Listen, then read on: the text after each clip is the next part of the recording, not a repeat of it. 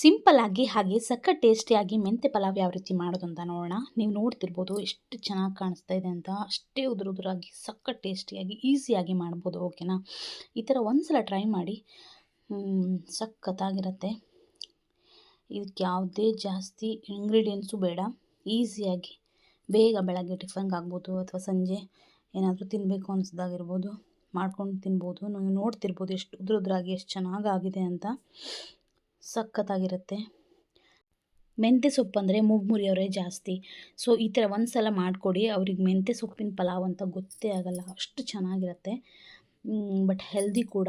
ಒಂದು ಟ್ರೈ ಮಾಡಿ ಯಾವ ರೀತಿ ಮಾಡೋದು ಅಂತ ನೋಡೋಣ ಬನ್ನಿ. ಫಸ್ಟ್ ನಾನು ಇಲ್ಲಿ ಕುಕ್ಕರ್ಗೆ ಒಂದು 2 ಸ್ಪೂನ್ ಆಗುವಷ್ಟು ತುಪ್ಪ, ಆಮೇಲೆ 1 ಸ್ಪೂನ್ ಆಗುವಷ್ಟು ಕೊಬ್ಬರಿ ಎಣ್ಣೆನ ಹಾಕಿ ಚೆನ್ನಾಗಿ ಬಿಸಿ ಆದ ನಂತರ ಅದಕ್ಕೆ ಪಲಾವ್ ಎಲೆ, ಚಕ್ಕೆ, ಲವಂಗ ಹಾಕಿ ಆಮೇಲೆ ಈರುಳ್ಳಿನ ಹಾಕಿ ಚೆನ್ನಾಗಿ ಒಂದು ಸಲ ಫ್ರೈ ಮಾಡ್ಕೋಬೇಕು. ಓಕೆನಾ, ಒಂದು ಈರುಳ್ಳಿ ಸಾಕಾಗುತ್ತೆ.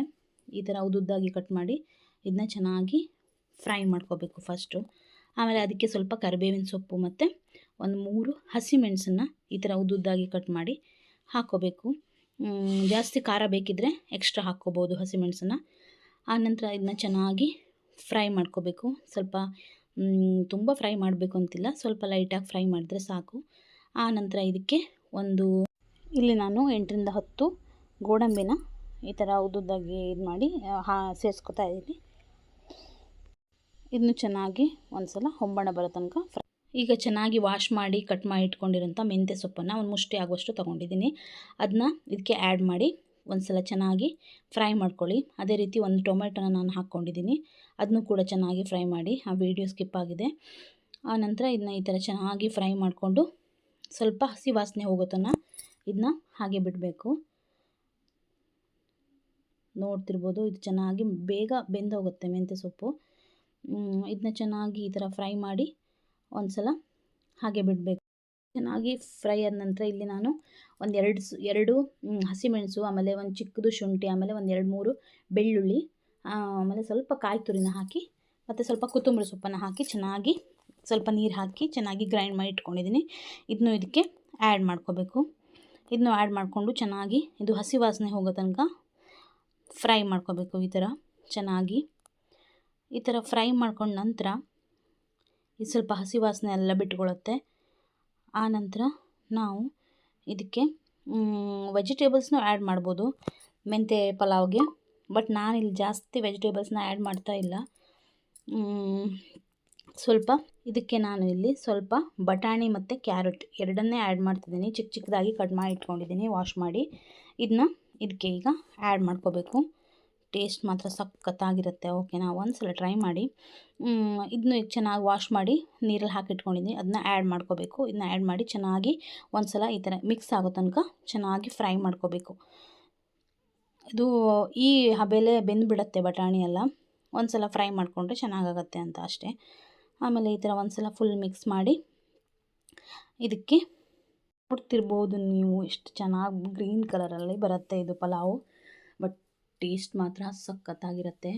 ಓಕೆನಾ, ಸಿಂಪಲ್ಲಾಗಿದೆ, ಸಖತ್ತಾಗಿರುತ್ತೆ. ಓಕೆನಾ, ಪಲಾವ್ ಇಷ್ಟಪಡೋರಂತೂ 100% ಮಾಡೇ ಮಾಡ್ತೀರಾ. ಒಂದು ಸಲ ಈ ಥರ ಟ್ರೈ ಮಾಡಿ ನೋಡಿ. ಆಮೇಲೆ ಇದು ಚೆನ್ನಾಗಿ ಸ್ವಲ್ಪ ಫ್ರೈ ಆದ ನಂತರ ಇದಕ್ಕೆ ನಾವು 1 ಲೋಟ ಆಗುವಷ್ಟು ಅಕ್ಕಿ ತೊಗೊಂಡಿದ್ದೀನಿ ನಾನು. ಅದಕ್ಕೆ 2 ಲೋಟ ಆಗುವಷ್ಟು ನೀರು ತೊಗೋತೀನಿ ಅಷ್ಟೇ. ಇದೇ ಲೋಟದಲ್ಲಿ ಇದರಲ್ಲಿ 2 ಲೋಟ ಆಗುವಷ್ಟು 1 ಲೋಟ ಆಗುವಷ್ಟು ಅಕ್ಕಿ ಇದೆ. ಆಮೇಲೆ ಇದರಲ್ಲಿ 2 ಲೋಟ ಆಗುವಷ್ಟು ನೀರನ್ನು ನಾನು ಬೌಲಿಗೆ ಹಾಕಿಟ್ಕೊಂಡಿದ್ದೀನಿ. ಇದನ್ನ ಆ್ಯಡ್ ಮಾಡ್ತಾಯಿದ್ದೀನಿ. ಇದನ್ನ ಆ್ಯಡ್ ಮಾಡಿ ಚೆನ್ನಾಗಿ ಒಂದು ಸಲ ಮಿಕ್ಸ್ ಮಾಡ್ಕೋಬೇಕು.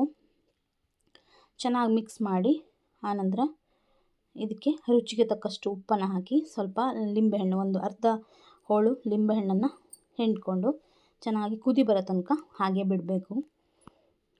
ಮೆಂತ್ಯ ಸೊಪ್ಪು ಸೈಡಿಗೆ ಆ ಥರ ಹಿಂಗೆ ಸಿಗ್ತಾ ಇರಬೇಕು, ಚೆನ್ನಾಗಾಗುತ್ತೆ. ಟೇಸ್ಟ್ ಮಾತ್ರ ಸೂಪರಾಗಿರುತ್ತೆ. ಇದೀಗ ನೋಡ್ತಿರ್ಬೋದು ಚೆನ್ನಾಗಿ ಸ್ವಲ್ಪ ರುಚಿಗೆ ತಕ್ಕಷ್ಟು ಉಪ್ಪು. ಆದಷ್ಟು ಪಿಂಕ್ ಸಾಲ್ಟ್ನ ಯೂಸ್ ಮಾಡಿ, ವೈಟ್ ಸಾಲ್ಟ್ನ ಆದಷ್ಟು ಕಡಿಮೆ ಮಾಡಿ, ಅದು ಹೆಲ್ತಿಗೆ ಅಷ್ಟು ಒಳ್ಳೆಯದಲ್ಲ.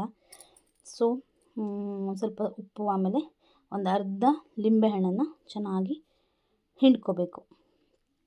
ಚೆನ್ನಾಗಿ ಹಿಂಡಿ ಫುಲ್ ಒಂದು ಸಲ ಮಿಕ್ಸ್ ಮಾಡಿ ಚೆನ್ನಾಗಿ ಮಿಕ್ಸ್ ಆಗಬೇಕು ಫುಲ್ಲು. ಅದು ಹೈ ಫ್ಲೇಮಲ್ಲಿ ಇಟ್ಟು ಚೆನ್ನಾಗಿ ಕುದಿಸಿದ ನಂತರ ಇಲ್ಲಿ ಅದಕ್ಕೆ ಸ್ವಲ್ಪ ಒಂದು ಅರ್ಧ ಲಿಂಬೆಹಣ್ಣನ್ನ ಹಾಕಿ ಚೆನ್ನಾಗಿ ಹಿಂಡ್ಕೊಂಡು ರುಚಿಗೆ ತಕ್ಕಷ್ಟು ಉಪ್ಪು ಹಾಕಿ ಚೆನ್ನಾಗಿ ಬಿಸಿ ಆಗುತ್ತೆ. ಇದು ಚೆನ್ನಾಗಿ ಕುದಿ ಬರೋ ತನಕ ಹಾಗೆ ಬಿಡಬೇಕು.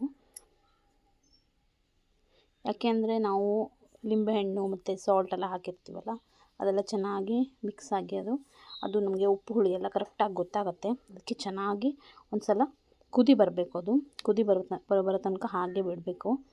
ಈಗ ನೋಡ್ತಿರ್ಬೋದು ನೀವು, ಚೆನ್ನಾಗಿ ಕುದಿ ಬರ್ತಾ ಇದೆ. ಸೊ ಈ ಥರ ಕುದಿ ಬಂದ ನಂತರ ನಾವು ಏನು ಅಕ್ಕಿ ತೊಳೆದು ಇಟ್ಕೊಂಡಿದ್ದೀವಲ್ಲ, 1 ಲೋಟ ಅಕ್ಕಿ ಆಗೋಷ್ಟು, ಸೊ ಆ ಅಕ್ಕಿನ ಆ್ಯಡ್ ಮಾಡ್ಕೊಳ್ಬೇಕು. ಈಗ ನಾವಿಬ್ಬರೇ ಇರೋದ್ರಿಂದ ಸೊ 1 ಲೋಟ ಅಕ್ಕಿಗೆ ನಮ್ಗೆ ಸಾಕಾಗುತ್ತೆ. 1 ಲೋಟ ಅಕ್ಕಿ ಹಾಕಿ ಪಲಾವ್ ಮಾಡಿದ್ರೆ ಪರ್ಫೆಕ್ಟಾಗಿ ಆಗುತ್ತೆ.